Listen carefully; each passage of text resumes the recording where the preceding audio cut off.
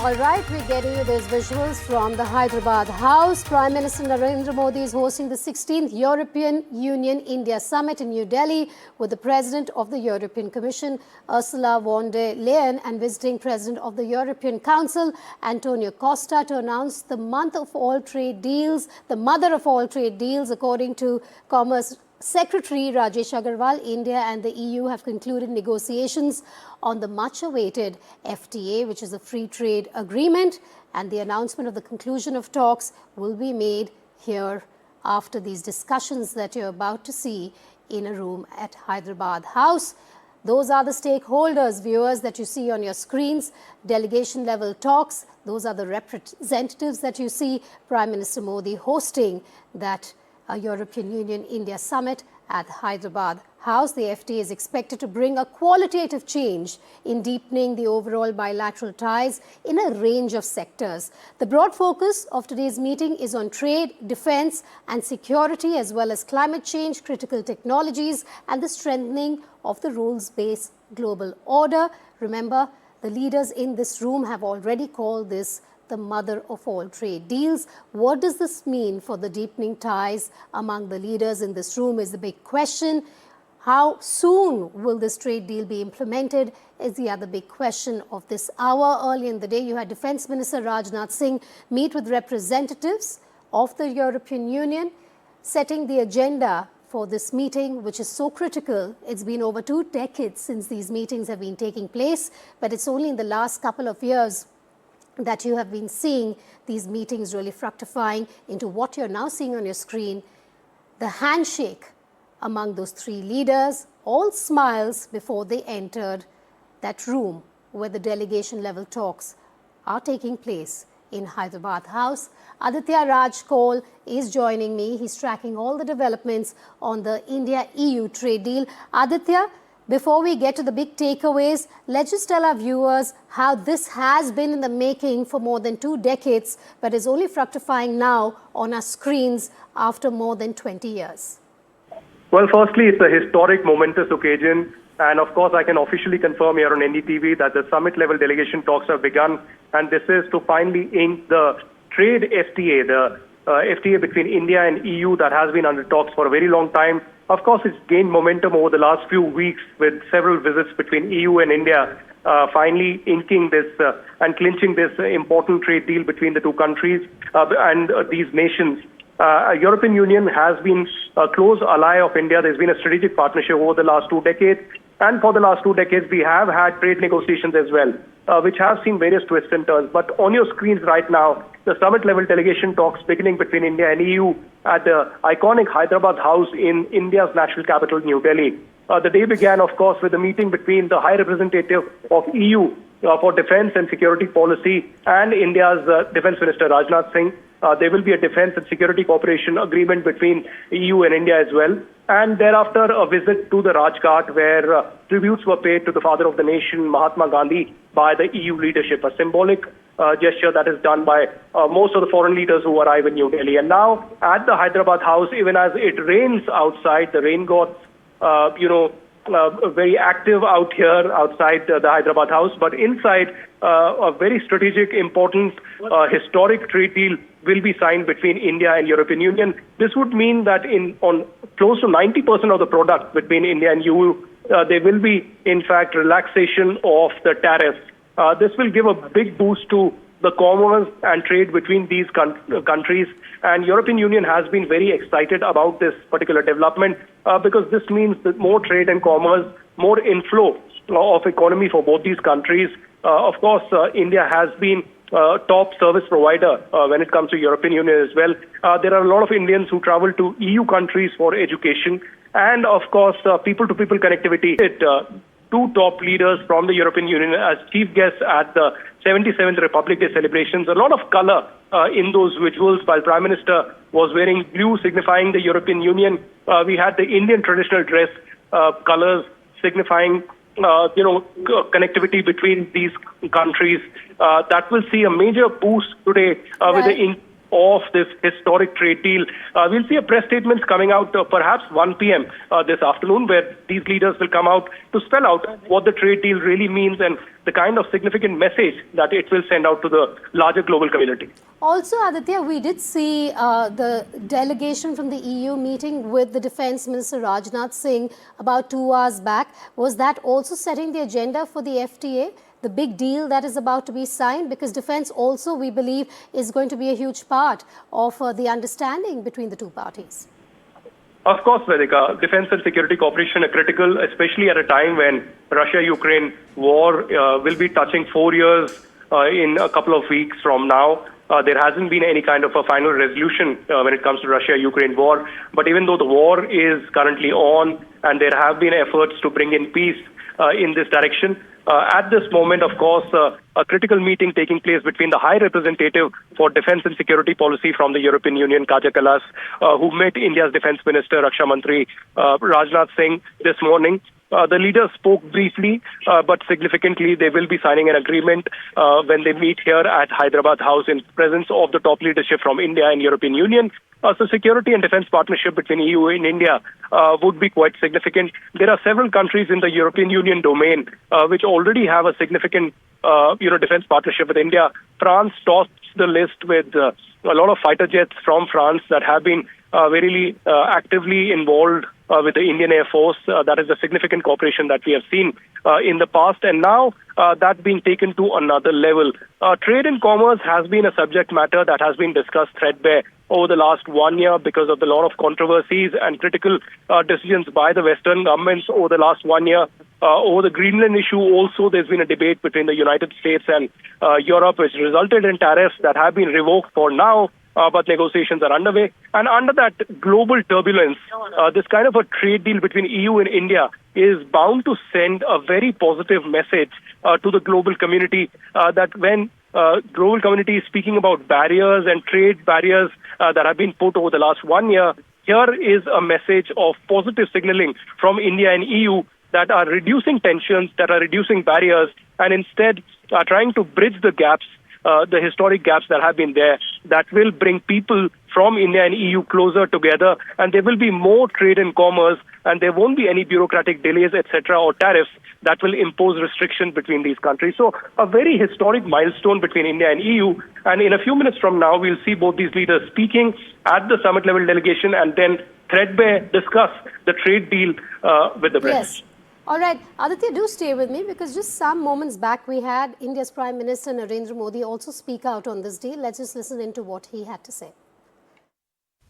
ये समझौता ट्रेड के साथ साथ डेमोक्रेसी और रूल ऑफ लॉ के प्रति हमारे शेयर्ड कमिटमेंट को भी सशक्त करता है।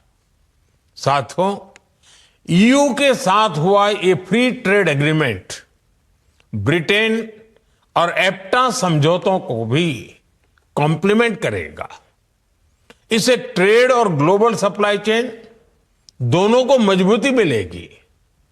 मैं भारत के नौजवानों को, सभी देशवासियों को इसके लिए बहुत बहुत बधाई देता हूं।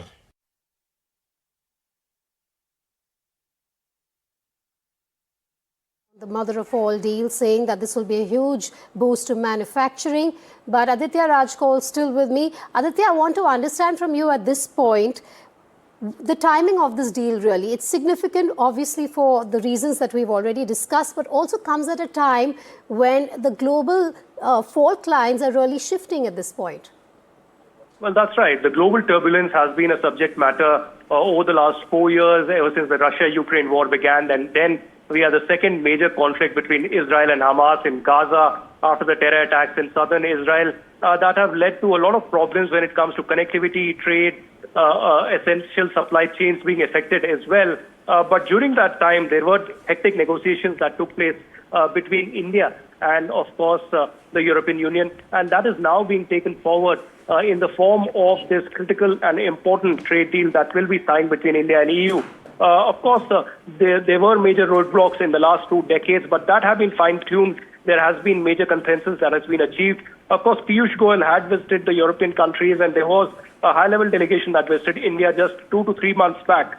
that finally sealed and inked this deal. While 20 of the major points were discussed, there were final 3 to 4 major roadblocks, but that have been settled as well. And today is that momentous occasion when the mother of all deals that was discussed at Davos as well will be inked. And in the next couple of hours, after the summit-level delegation talks are over between these countries, we'll see the signing of the agreement take place. And finally, we'll see the two leaders speak to the press about what this really means, not just for India and EU, but for the global community. And would this be a beginning of a positive trajectory, not just between India and EU, but globally, bridging the gaps and reducing tensions and barriers when it comes to trade and commerce?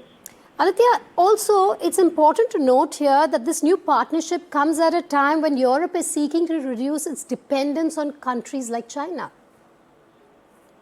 Absolutely. There is a lot of messages that have been sent out, especially by US President Donald Trump on trade with China, especially with the recent announcement of a deal between China and Canada. Trump hasn't been very happy on that front and has been sending out a message to Canada to reduce dependence on China and not completely abide by the directions of the Chinese.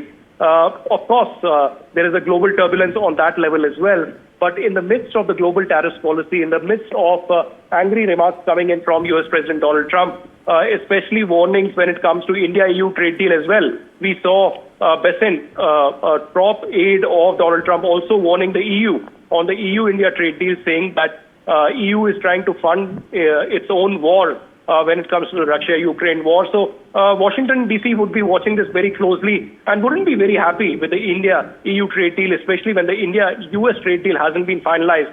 But be it so may, finally an EU-India trade deal, an FTA that has been spoken about time and again. And finally, we'll see inking of that agreement in a few minutes from now. All right, do stay with me while we also tell our viewers why this deal is being called the mother of all deals, why it's so significant. It's because a lot of the statistics that we're about to bring to you on this deal that is taking place, of course, just kind of wrapping it all up at Hyderabad House. But what is it that India wants? Zero duty access for textiles, of course, being one of them. Leather, handlooms, processed foods. That's what India is looking at, zero duty access for these four. Meanwhile, let's also just tell you what the European Union wants market access to. It wants market access to automobiles, to wines and spirits, to high-tech manufacturing. So that's where the understanding is at right now. Let's also tell you about the trade weightage between the European Union and India. When it comes to the European Union, it's 9% of EU's global exports. Bilateral trade between 2024 and 2025 in US dollars stands at 136.53 billion. India exports stand at 75.85 billion. India imports stand at about 60.68 billion US dollars. Services trade in the year 2024 stands at 83.10 billion US dollars. Those are the big numbers that we are bringing to you. But like I said, Aditya's there. He's tracking all the developments and it's seeking alternatives, which is really the big story right now. Because Aditya, this comes at a time, like we have been saying, that the global order has been unpredictable. And now you have this big deal coming up. Aditya is not with us right now. We'll try and reconnect with him. To the right of your screens again, viewers, you see those three confident leaders representing India and the EU. That's more of a victory sign in a way. The ease with which you see the three of them holding hands. On screen, you have the three leaders who are the defining people in terms of this big mother of all deals trade. To the left, you have them inside the Hyderabad House where talks have begun, delegation level talks. Narendra Modi hosting the 16th European Union India Summit in the national capital with President of the European Commission Ursula von der Leyen and visiting President of the European Council Costa. And they will be very soon announcing the details of that very big historic trade deal. Let's just listen in to what Ursula, the President of the European Commission, had said earlier when she was talking about this impending deal with India. Right after Davos, the next weekend, I will travel to India. There's still work to do, but we are on the cusp of a historic trade agreement, Indeed, some call it the mother of all deals. One that would create a market of 2 billion people, accounting for almost a quarter of global GDP. And crucially, that would provide a first mover advantage for Europe with one of the world's fastest growing and most dynamic continents. Aditya Raj Kaul is back with us. He joins us live from Hyderabad House, where that all-important deal is about to be signed in some time from now. Aditya, let's talk about the timeline as well. Like we said initially, more than 2 decades to get to this point. But what next? When will these trade deal nuances be implemented also is the big question when you look forward after we hear more about the FTA. Well, yes, certainly there is a lot of symbolism and strategic consequence when it comes to the historic trade deal between India and European Union that has been under works for a lot of time. Of course, the strategic partner since 2004, the relationship has been rooted in shared democratic values, multilateralism, and commitment to the rules-based international order that has been certainly under question when it comes to the entire situation and global geopolitics situation over the last few years. Now, the ties between India and European Union stretch back to 1962, when India became one of the first countries to establish diplomatic relations with the European Economic Community, which was a precursor to the EU. But significantly over the last few years, ever since a lot of talk on the geo-economic situation globally when it comes to the Trump administration's global tariff policy as well, there have been a lot of moves that we have seen globally. The global economy has been navigating the renewed turbulence. And of course, we've seen a lot of moves by New Delhi in this direction, which has signed close to 7 FTAs in the last 1.5 years alone. So when it comes to India-EU partnership, EU is India's largest trading partner in goods, with a bilateral trade which had touched USD 136 billion in 2004-25 and steadily has been growing in the services trade as well. Over the past decade, we have significantly seen the European companies expanding their footprint in India's manufacturing, clean energy and digital sectors, while the Indian firms in IT services to pharmaceuticals have depended their presence across Europe. So clearly we've seen a boost in the trade and commerce in different sectors in the last many years. And now with the inking of this agreement, the trade will significantly shift positively. There will be not turbulence, but in fact, reduction of barriers between India and the European Union. And the scale of the FTA will also increase. The negotiations, in fact, as I said, have taken 2 decades. There was a brief hiatus, but they resumed in 2021 when the leaders set an ambitious goal to conclude this in 2025. And now we are standing in the January of 2026 with finally the engagements concluding positively for both EU and India. And in the next couple of hours, we'll see the signing of the agreement and the leadership of India and EU coming together to sign this agreement that will economically, politically and geopolitically bring EU and India closer. All right. The question I have for you next is, should we see this as a formal negotiation round, Aditya, or is this the final political push to that big deal? Well, there is a significant message that is associated with this trade deal as well. Of course, EU and India work very closely, they work very silently through global turbulence. As I said, there was Russia-Ukraine war, there was Israel-Gaza-Hamas conflict that led to a lot of disturbance in the connectivity, in supply chains, and of course, especially when it comes to sea routes, there was a lot of difficulty that was faced as well, especially in the Middle East. When it comes to trade, commerce and connectivity, India had worked on the India, Middle East, Europe trade, commerce and the trade connectivity project as well in 2023 when India hosted the G20. But that led to haters and a brief blockage in that because of the wars that were underway. But now, with a significant push towards trade and commerce, towards the FTA between India and EU, I think it's a loud message to the global community that even through turbulence, when you have the positive mindset, when you are trying to link people closer and reduce the trade barriers, certainly there can be way forward, there can be mutual interest, there can be shared interests that people can work towards. And that's what India and EU leadership have proven through global turbulence, and there would be a ripple effect of that in a positive way for other countries also who will be pushed towards doing positive trade and FTAs with India. there have been several FTAs that are under negotiation. As I said, immediately after India and EU, there would be formal signing of the trade agreement between India and New Zealand. We saw Oman and India coming together on an FTA also. And now, next month, we'll see the Canadian Prime Minister, Mark Carney, also visiting India and perhaps beginning and resuming talks on trade, the CEPA agreement between India and Canada. So, India headed in a positive direction. There is, of course, the long pending trade negotiations that are underway between Washington, D.C. and New Delhi as well. And even as we speak right now, there is a summit-level delegation talks that are underway in India's iconic Hyderabad house in New Delhi, where EU leadership is meeting Indian Prime Minister Narendra Modi.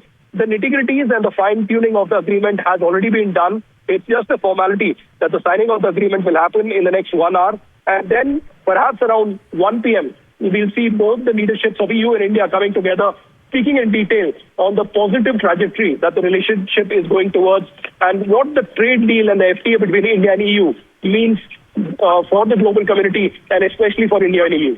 Aditya, what's the one outcome India has been pushing for the hardest in, this long negotiation process between the European Union and India that has summed up what we're seeing on our screens today? What has been that one outcome that India has really pushed for, according to your sources?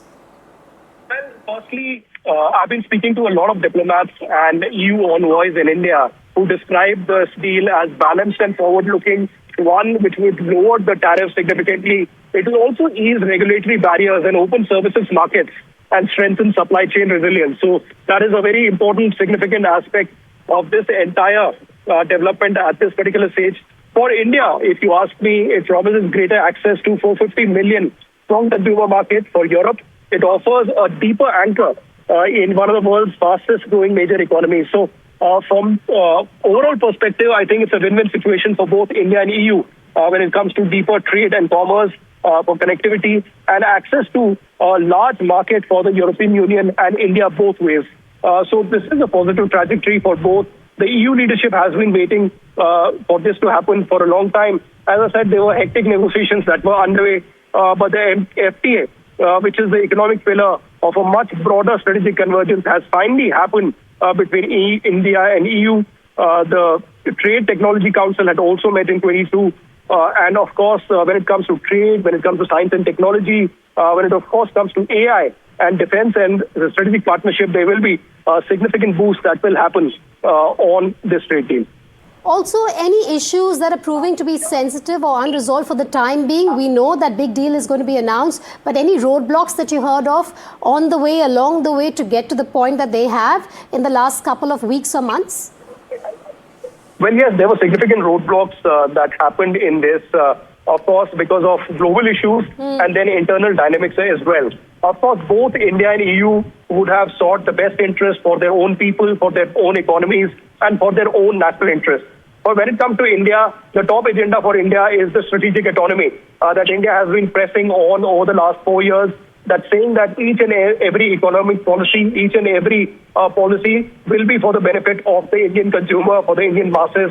And that will be the top priority for the Indian government when it comes to Ministry of External Affairs or the Ministry of Commerce and Industry. So that was the top priority when these discussions and negotiations were underway. And finally, the crystallization of the deal has finally happened. As I said, the diplomats have dubbed this as a balanced and forward-looking issue that will ease regulatory barriers. And of course, tariffs will be significantly reduced as well. A lot of roadblocks in the past, but those roadblocks are in the past. And now a positive trajectory between India and EU. The summit-level delegation talks have begun. And in next 45 minutes or so, we'll see the signing of this agreement and then the top leadership of this country coming out and speaking in detail of what this means for India and EU and what this means for the global community that is seeing a significant, problems and economic barriers over the last 1 year or so. All right, so the top focus will be on trade, defense, security, climate change, many issues to be discussed there. I'm coming back to you in exactly a minute from now, Aditya. Don't go away because we also want to tell our viewers more about this relationship between the EU and India. So what are India's top exports to the European Union? We're talking about the year 2025 and of course we're talking in billions of US dollars here. Let's talk about those products. First, it's petroleum products, that is about 15 USD billion. Then you're talking about electronics. Smartphones play a huge role here, 4.3 billion USD is what we're talking about. You have textiles and garments, organic chemicals, machinery and computers, iron and steel. So those are the 1, 2, 3, 4, 5, 6 top factors really when it comes to what are the top goods that India exports to the EU at this point. Important to note because a lot of this also has to do with what the talks are really about inside. Then you have pharma, you have gems and jewelry, you have auto components, footwear and coffee. The other 6 that are important at this point, or rather 5 there that we are talking about, these are the important components when it comes to those talks and the deal that is being signed between the two parties, the European Union and India. Now let's talk about India's imports from the EU as well. Again, we're talking about the year 2025. What are the top goods that are imported from the EU? Again, in US billion dollars that we're talking about. Machinery and computers, electronics, aircraft. You have medical and scientific equipment, gems and jewelry, organic chemicals, plastics. So again, you have top 7 that are mentioned here. In the gems and jewelry, you have rough diamonds, as well as in electronics, you have mobile parts. Important to note that these are the important components that are also imported from the EU, and these are the top goods that we are talking about. All right, we have the German ambassador to India also speaking. Let's cut across. But over the last 1 year and more, ever since the Trump administration came in, there's been the global tariffs policy that has been debatable all across. And Europe faced the brunt of it recently, although it has been taken back now. How do you see Trump's role in pushing India and EU together?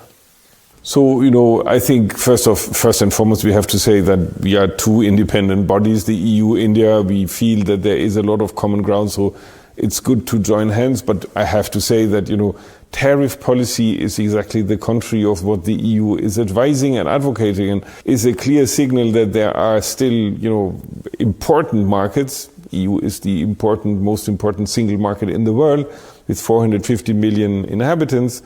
Agree on free trade. I think free trade is the way forward, and it will be beneficial to all sides of these deals, the European as well as the Indian side, and therefore I think it's high time to do it, and it is a clear message that we send out to the world. Free trade is the way forward and not tariffs. There is global uncertainty, Ambassador, and this global uncertainty in the last 1 year has been also because of the global tariff policy of the Trump administration. India has been one of the victims, if I can say, of this, and there are several other countries, and Europe faced the brunt also very recently. How do you see this tariff policy trying to reshape the economic policies through the world and creating perhaps barriers rather than bridges? Well, Norway is a small country. We have an open economy. We have benefited enormously from free trade. So therefore we believe in free trade. We will continue supporting a rules-based multilateral order. We will continue also to support multilateral rules-based trade, and we really believe that dismantling trade barriers is not the answer. We believe in raising them. And that is also why we think the trade treaty between the EFTA countries and Norway and India is a milestone that we will also adhere to. All right, Aditya Raj Kaul there speaking with both the German ambassador as well as the Norway ambassador. Now remember, this FTA agreement is historic for many reasons, and we will take you through why in the next few hours. The FTA is expected to bring a qualitative change in the deepening overall bilateral ties in a range of sectors. The broad focus of today's meeting, which is underway at the Hyderabad House, will be on trade, defense, security, climate change, critical technologies, and strengthening the rules-based global order. The two sides are also set to unveil a defense framework pact and a strategic agenda. That is what Aditya and I were discussing some time back. The new partnership comes at a time when Europe is seeking to reduce its dependence on countries like China and deepen its diplomatic and economic ties to other regions like India. Prime Minister Narendra Modi is hosting the European Commission President Ursula von der Leyen and European Council President Antonio Costa at the Hyderabad House for this historic summit.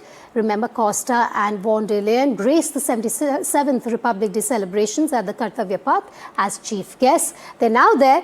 They held hands, they shook hands, they smiled for the cameras before they got down to business. Like Aditya Raj Kaul has pointed out, all the work is done, the agenda has been set. It's only now a formality before they come before the cameras and they announce that historic deal, which both sides have called the mother of all deals. And why is it the mother of all deals? Many reasons for that, but the most important is that for more than 2 decades really, both the Indian government as well as the EU has been trying to negotiate this deal, but it's happened only after 20 plus years that you see to the right of your screens how this has fructified. All smiles, shaking hands, getting into Hyderabad House. We believe post 1 p.m. is when that announcement is expected. Von der Leyen last week said India and the EU are on the cusp of a historic trade agreement, which they will be announcing today. That would create a market comprising 2 billion people, accounting for almost a quarter of the global GDP. And that is what we have for you in terms of the most important deal that we're seeing at the beginning of 2026. This, of course, is between the EU and India. Prime Minister Narendra Modi is hosting the leaders and the delegations. In about an hour from now, we should expect the announcement to come through. Himanshu also joining me live on that big story. Himanshu, let's just talk about the big takeaways ahead of the announcement. How is this deal, let's just focus on India for a bit, going to benefit India in the different sectors that I have been speaking about? Well, remember, India is a country of 148 crore people, and the 27 countries which comprise the European Union, they have a population of around 450 million. So experts are saying that this deal will create a market of almost 2 billion people.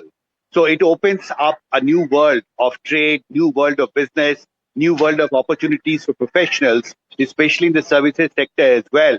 It also facilitates flow of new investments in critical sectors in both India and the EU countries.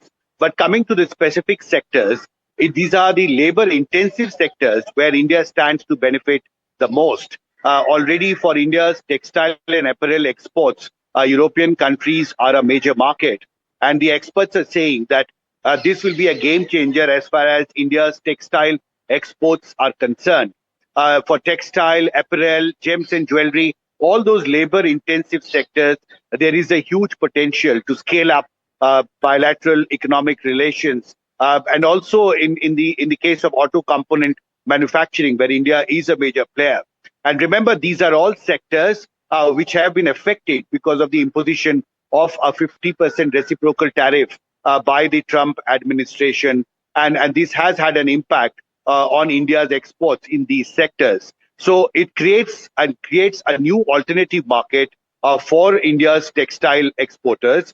And this, of course, will help them cushion also to some extent the impact of the reciprocal tariff as well. So I think this deal is also a message to the Trump administration that India stands committed to explore new markets, alternative markets, and can always try and get into free trade agreements with countries which matters. Now, remember, Prime Minister Modi also said that this deal will essentially represent 25% of the global GDP and is expected to have an impact on almost 1/3 of the global trade.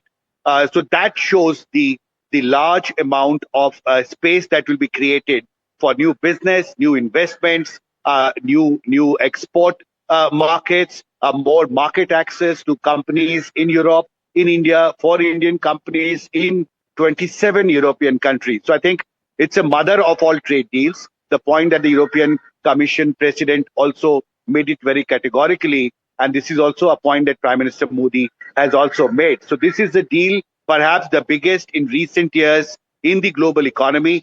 And this will, of course, will be a game changer for both India and the 27 countries which are now part of the European Union.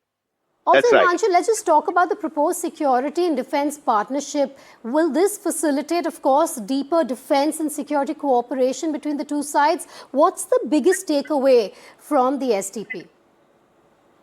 Well, definitely, it gives an opportunity for India and the EU leaders to actually not only scale up more cooperation in the case of security and defense matters, but also a reiteration of the fact that there is a time has come where India and the European countries need to work closer, much more closer than what they have been in the past. And considering the fact that the global dynamics are also gradually changing, so this gives an opportunity for India and the European countries actually to revisit the strategic partnership which has existed for a long time and try and scale up cooperation in defense production in other strategic matters. So from economic point of view to defense and strategic matters, clearly the India-EU summit is all set to be a game changer for both India and the European Union. You know, before the announcement, this might be a bit premature, but I want to understand from you, Himanshu, at this point,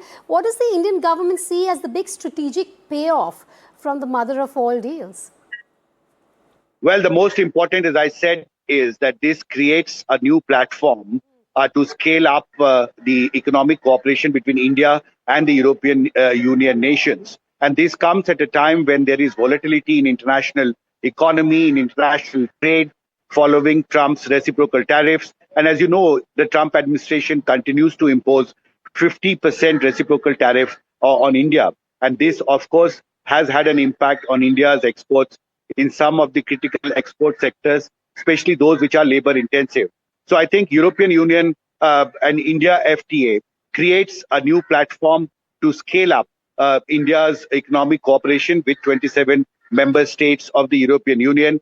And this, of course, is the mother of all deals, as Prime Minister said, and I repeat, that this deal represents 25% of the global GDP and is likely to have an impact on 1/3 of the global trade. So that shows the scale.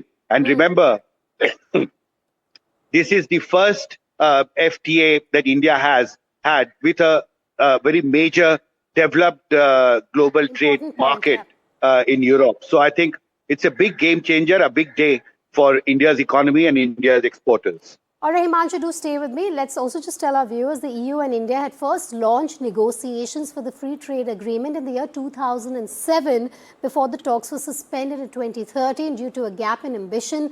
The negotiations were relaunched in June 2022. So that's the journey in brief that we're talking about between the EU and India. Here's also a report on what we should expect during this meeting.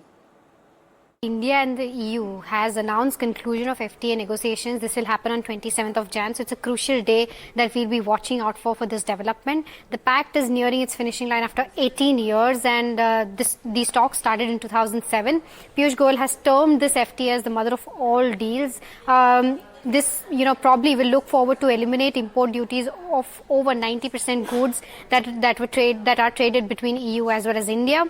In terms of what the expectations are, well, India is looking at a zero duty market for sectors such as textiles, leather, footwear, handlooms, processed foods, etc. EU is seeking greater access to Indian markets for auto exports, wine, as well as emerging high-tech manufacturing sectors.